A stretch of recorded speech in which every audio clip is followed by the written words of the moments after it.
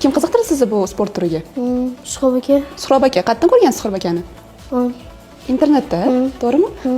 O'zi uyda sportsmenlar bormi? Bormi? Kim? Akasi sport bilan shug'ullanadi. Shahzod. Yo'q, voy, ajoyib. Biz mashqlarni ko'rsatib berishadimi yigitlarim bugun? Imkon bormi? Salohiddin? Ha, albatta. Qaysi biri? Mana Salohiddin shogirdimiz. Salohiddin. Ket, bo'y tenishlaymiz. Ket qo'lda 1-2 bakoy. Cho'z. Yaxshi. Uzunroq bo'l. Ishla. Trahodlarni ko'rsat ukan. Nagi tomonga. Hop, mana. Hop, mana shu. Yana ko'rsat. Mana shunday. Молодец.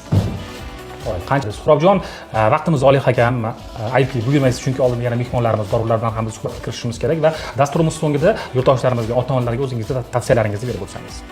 Ota-onalarga nima degan bo'lardik? Farzandlarimizni iloji boricha sport mashg'ulotlariga bersak, qat'iyatli, intizomli, sog'lom bo'lishi nima deydi? Kafolatlangan. Shuning uchun sport bilan shug'ullanish kerak. Katta rahmat. Rahmat. Sizlarga